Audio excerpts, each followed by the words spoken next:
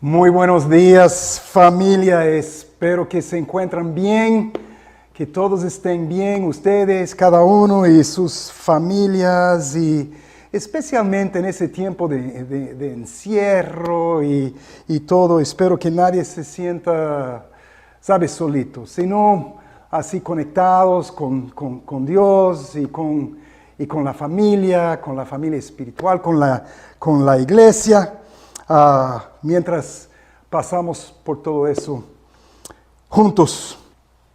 Para empezar, yo quería decirles algo. Hay diferentes maneras de ver la vida. Por ejemplo, en la cultura occidental ha sido, no sé, poco popular, digamos, para pensar en la vida como una jornada. Y claro, es interesante, pero los ancianos, y cuando hablamos de los ancianos, estamos hablando también de ese tiempo de la Biblia. Los ancianos, cuando pensaban en la vida, ellos pensaban en la vida más como una prueba o una serie de pruebas. ¿Sabe? Pruebas revelan, pruebas refinan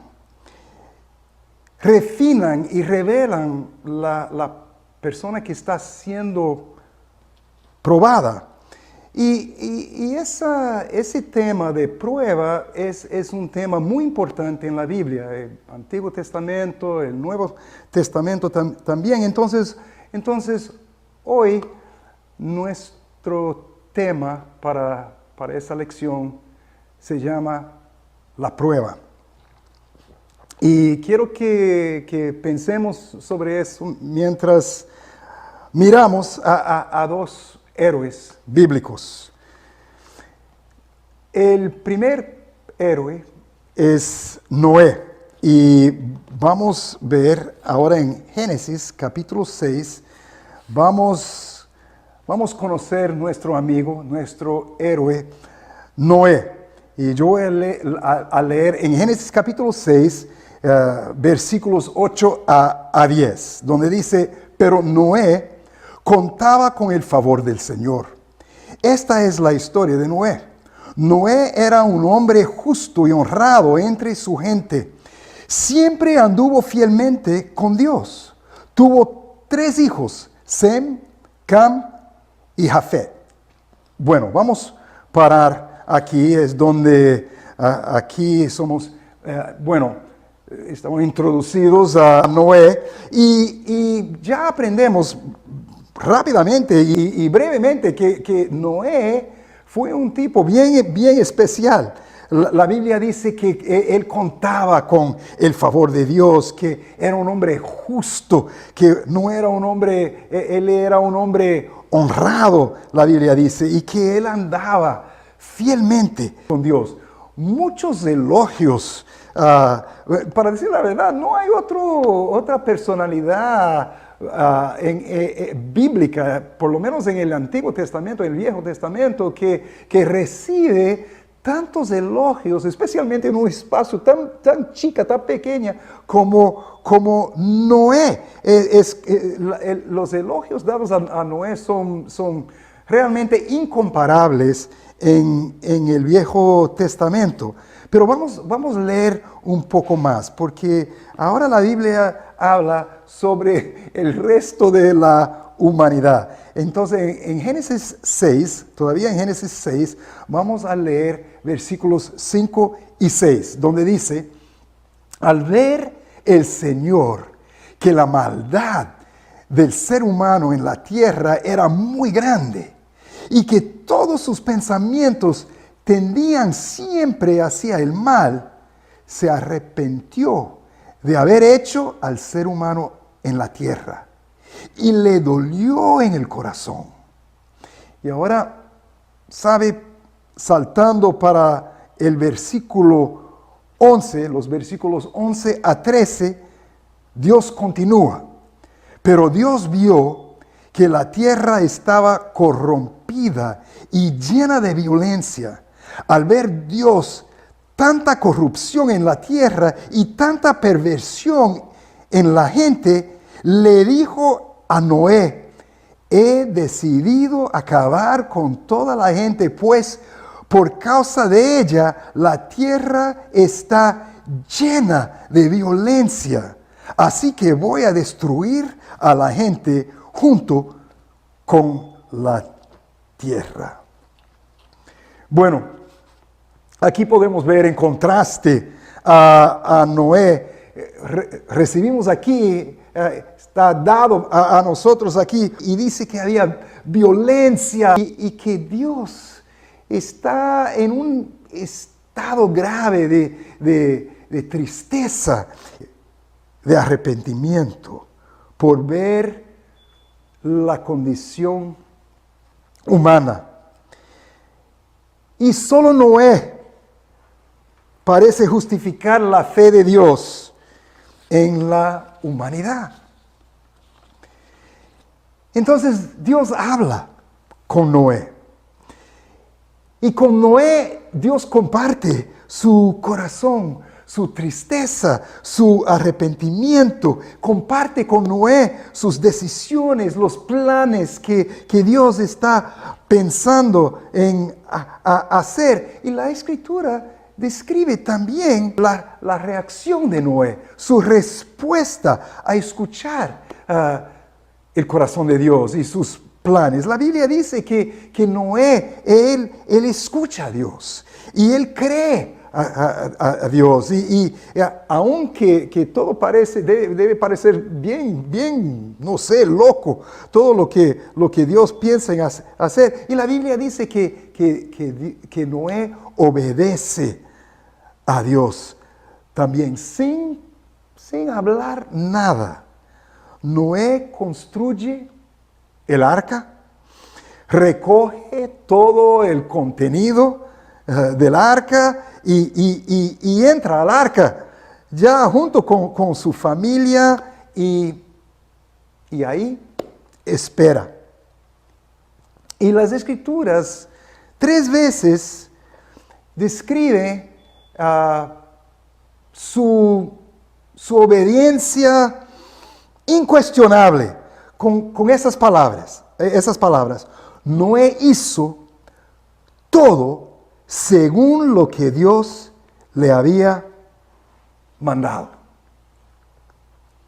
Entonces el diluvio viene y el diluvio se va. Y justo como Dios le había dicho, solo quedaron Noé y los que estaban con él en el arca. Y la historia del diluvio termina aquí con Dios haciendo un pacto con Noé y a través de Noé un pacto con toda la humanidad.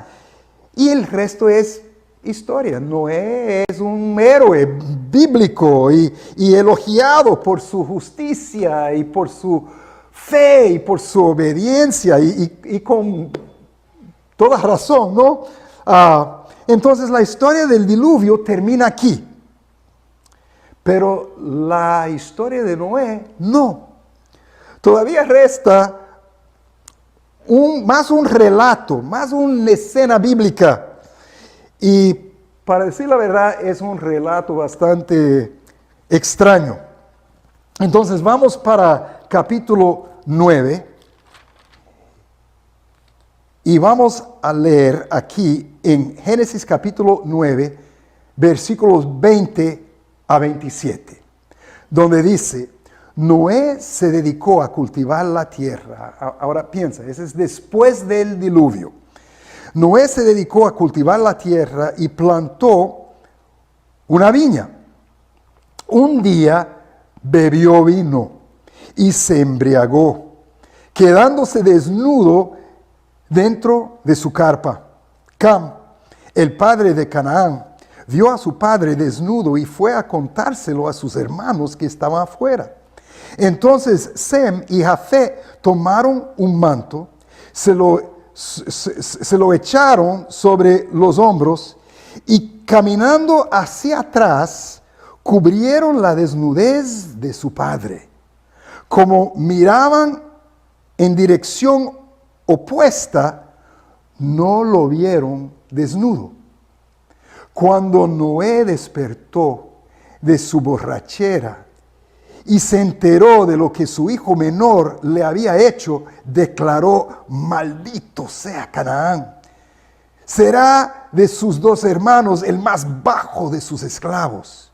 Y agregó: bendito sea el Señor Dios de Sem, que Canaán sea su esclavo, que Dios extienda el territorio de Jafet, que habite Jafet en los campamentos de Sem, y que Canaán sea su esclavo. Para otros, ellos estaban sí un poco molestos, un poco preocupados por lo que percibían como una diferencia entre el Noé antes del diluvio y el Noé después del diluvio. Piensa bien, el Noé antes del diluvio, descrito como hombre justo, como hombre honrado, todos elogios.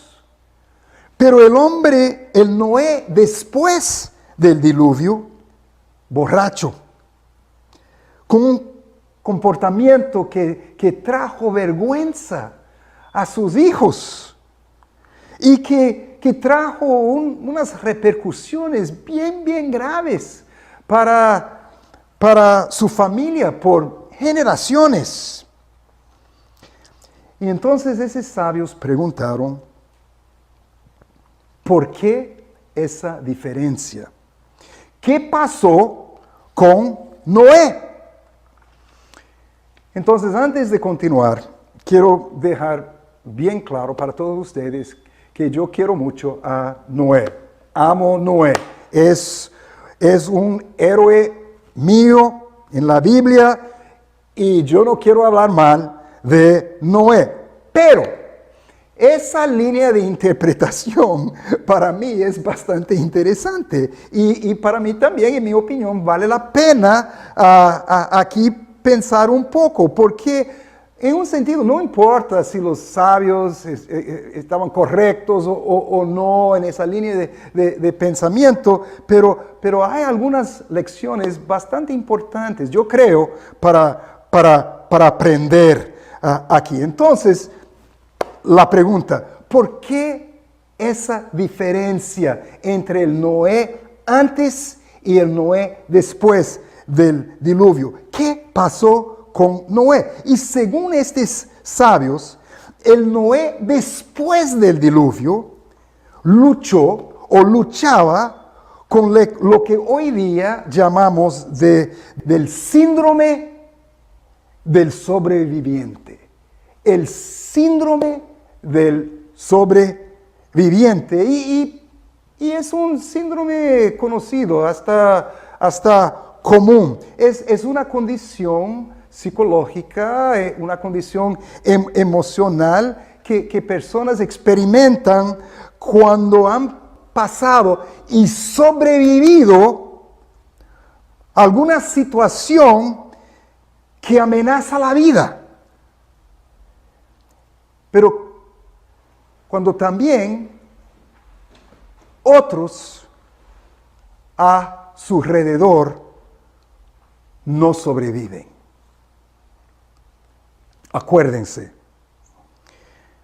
los sabios aquí estaban especulando. ¿Qué pasó con Noé? Y pensando, quizás fue algo así. Y no sé, sería interesante también para nosotros. ¿Qué piensas tú? ¿Qué crees tú? ¿Por qué Noé podría haber luchado con esto? Piensa bien en lo que él experimentó. Noé tenía conocimiento antes de esa calamidad, esa catástrofe, porque Dios le había dicho.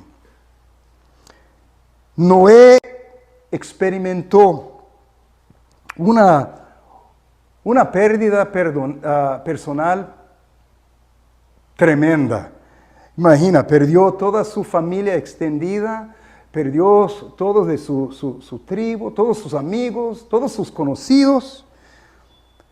Y imagínate, él presenció, él vio, escuchó toda esa trauma de la destrucción terrible que sucedió. Y también después él sintió ese shock de tener que reconstruir su vida en un mundo sin otros seres humanos, sin sociedad, sin civilización. Pero los sabios también pensaron lo siguiente, que quizás, tal vez, Noé estaba luchando con una pregunta difícil en su corazón. ¿Podría haber hecho algo para ayudar a alguien más? ¿Podría haber hecho algo para ayudar a alguien más? Y los sabios continúan con esa línea de pensamiento. Ellos notaron la justicia de Noé, pero también notaron su falta de influencia con sus contemporáneos. Y ellos usaron un texto, es un texto en Génesis 7, versículo 6, que dice lo siguiente. Dice que tenía Noé 600 años de edad cuando las aguas del diluvio inundaron la tierra. Entonces para ellos ese texto era como un texto de prueba, porque ellos pensaron cuando llegó el diluvio, Noé tenía 600 años. Quiere decir, él vivía en medio de esa gente por 600 años. Y ellos hicieron la pregunta, en todo ese tiempo, durante 600 años, ¿no debería un hombre justo haber ayudado a hacer otro hombre justo?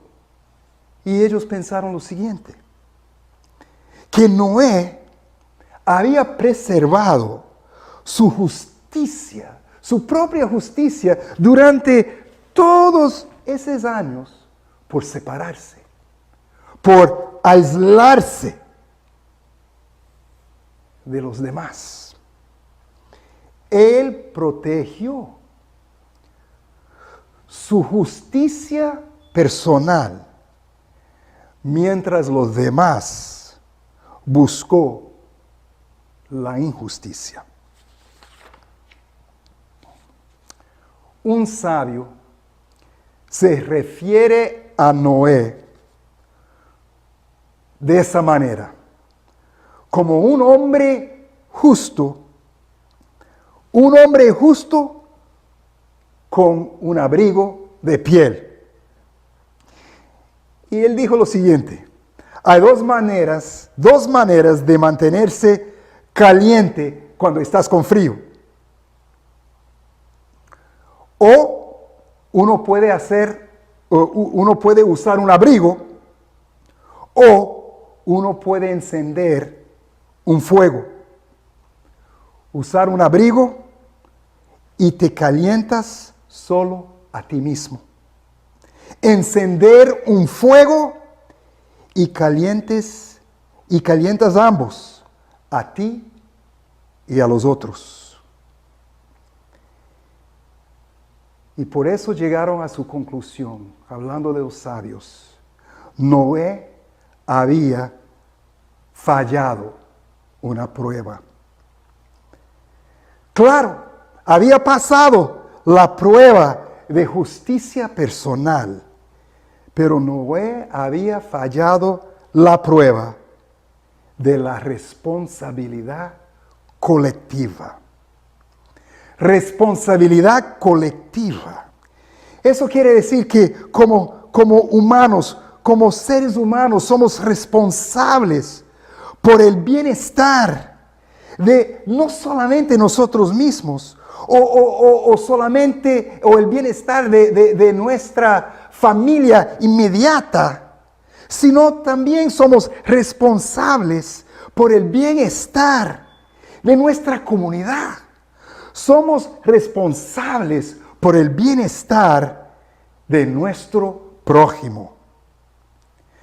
Ahora puede ser que estés pensando, wow, ese es bastante duro. Estamos hablando de Noé aquí, pero los sabios interpretaron ese relato, esa historia de Noé a la luz de otra historia, a la luz de otro héroe en el mismo libro de la Biblia.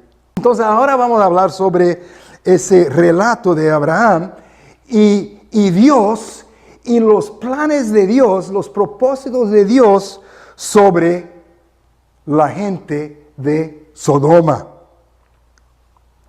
Abraham, como Noé, Abraham también era un amigo de Dios.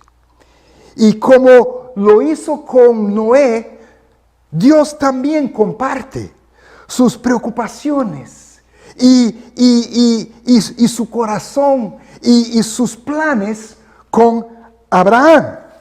Y podemos leer aquí en Génesis capítulo 18.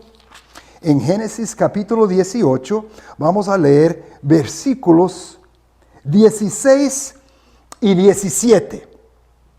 Luego, aquellos visitantes se levantaron y partieron de allí en dirección a Sodoma.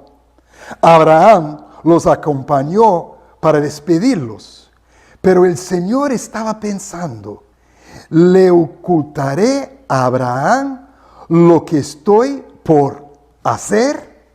Bueno, creo que muchos de ustedes conocen este relato, esta historia, y aquí encontramos el Señor, Dios, junto con dos ángeles, y ellos están visitando a Abraham. Y Dios, en ese texto, Dios, como les dije, Dios va a compartir sus planes y su corazón y sus pensamientos. Dios va a revelar a Abraham todo lo que él pretende hacer. Y la reacción de Abraham en ese relato es notable. Vamos a continuar a leer en versículo 22 y vamos a leer versículos 22 a 24, donde dice: dos de los visitantes partieron de allí y se encaminaron a Sodoma, pero Abraham se quedó de pie frente al Señor. Entonces se acercó al Señor y le dijo: ¿de veras vas a exterminar al justo junto con el malvado? Quizá haya 50 justos en la ciudad. ¿Exterminarás a todos y no perdonarás a ese lugar por amor a los 50 justos que allí hay? Lejos de ti el hacer tal cosa. Respondió Abraham.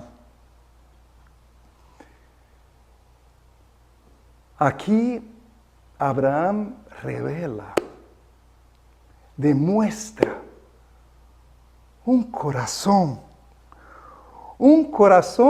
por los habitantes de Sodoma. Quiero decirles que Abraham no era un tipo ingenuo. La Biblia dice en Génesis 13, versículo 13, bueno, habla de la gente de Sodoma y su perversidad y su maldad y todo eso habla. Entonces, Abraham conocía bien ese pueblo.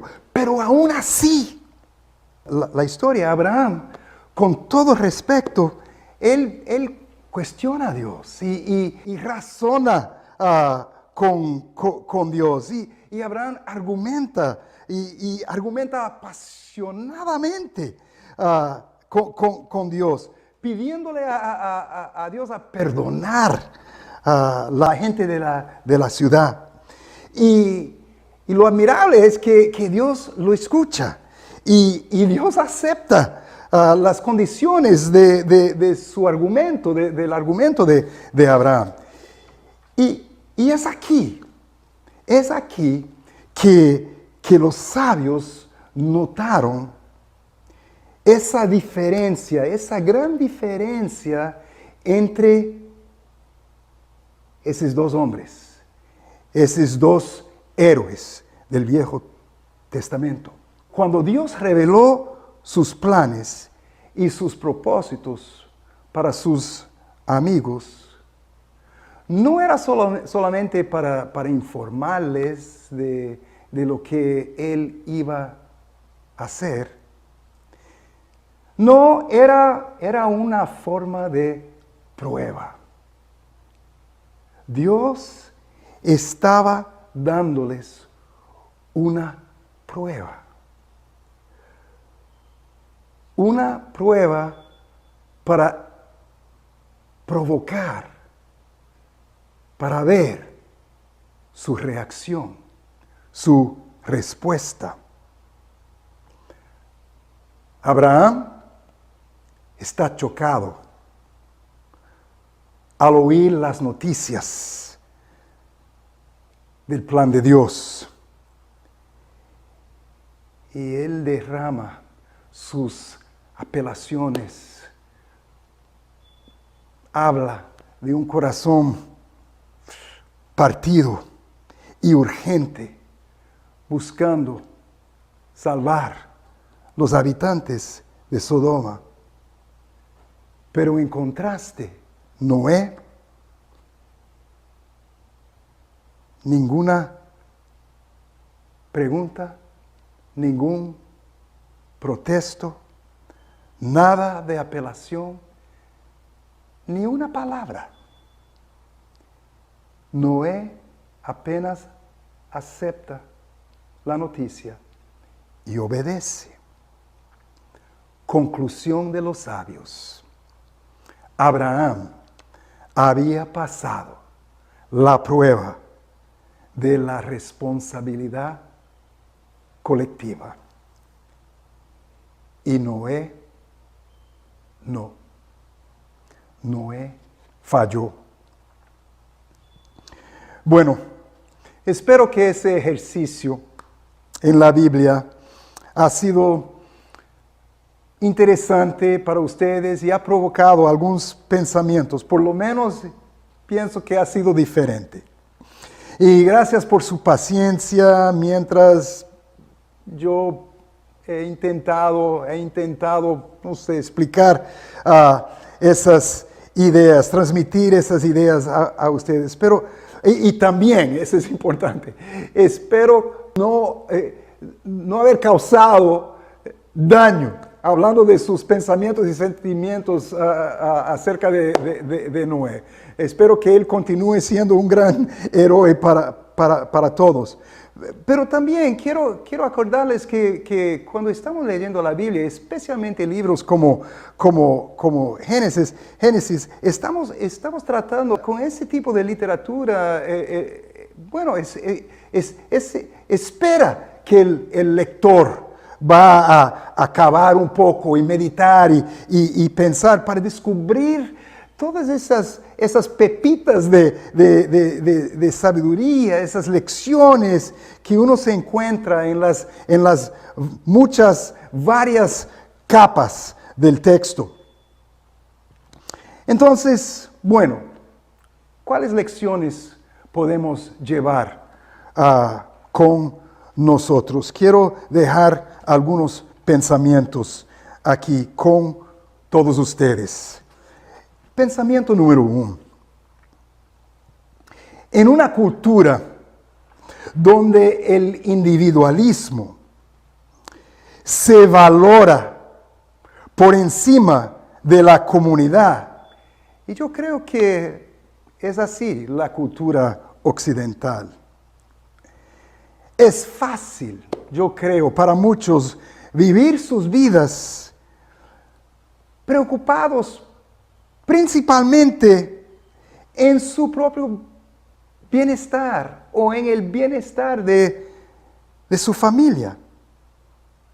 Y si sobra algo de tiempo o energía o qué sé yo, recursos, quizás van a pensar y van a involucrarse un poco en ese mundo afuera.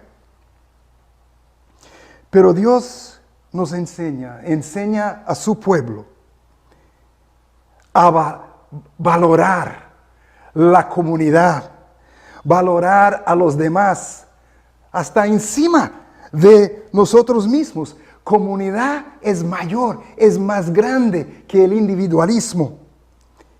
Y claro, sí, claro, debemos estar preocupados con nuestras responsabilidades personales o nuestro andar personal con Dios o nuestra justicia personal, claro, pero no hacia ese punto a excluir nuestra preocupación y nuestros esfuerzos para construir, para fortalecer, para sanar y para ayudar la comunidad por la cual hacemos parte.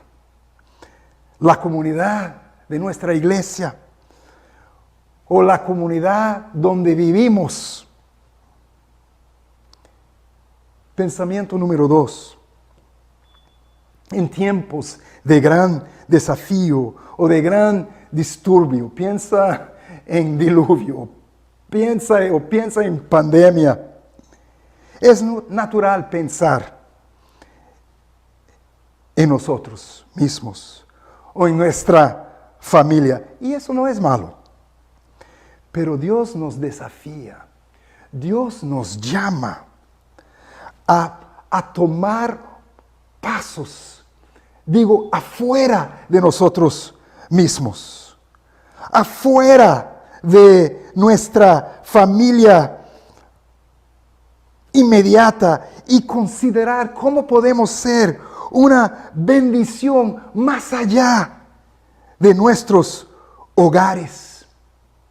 La iglesia primitiva nos ha dado un gran ejemplo, porque en tiempos de hambruna o de persecución o tiempos de enfermedad o de opresión, esos héroes conocidos y no conocidos nos inspiran con su ejemplo de compartir y sacrificar por Dios y por el bien de los demás, de los otros. Y pensamiento número 3. Cuando Dios revela su corazón con sus amigos, cuando Dios comparte sus planes y propósitos con su pueblo, su deseo es que busquemos el mismo corazón, su corazón. Su deseo es que tengamos su corazón. La fe cristiana no es apenas obedecer una lista de haceres o no haceres.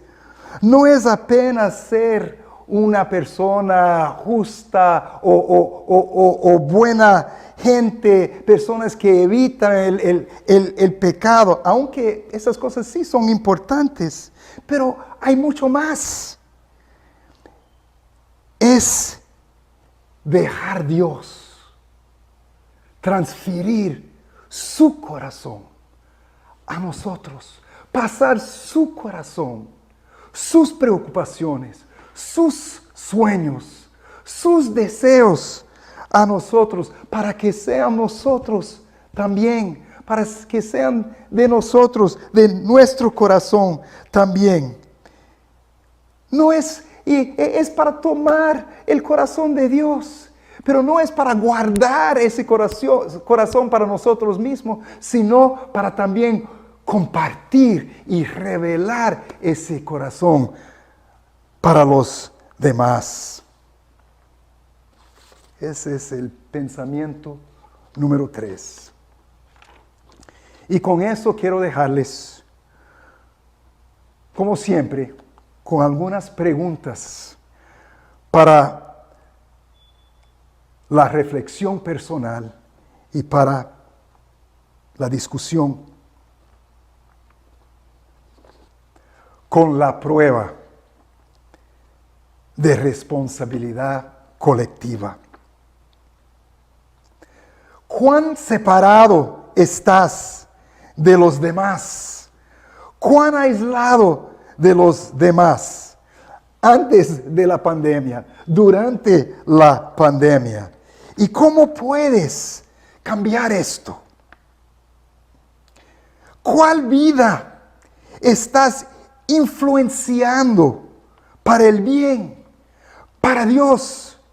¿Cuáles vidas estás influenciando? ¿A quién puedes ayudar?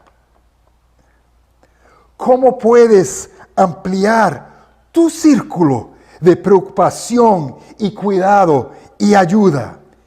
Y aún así cuidarse a sí mismo y a su familia.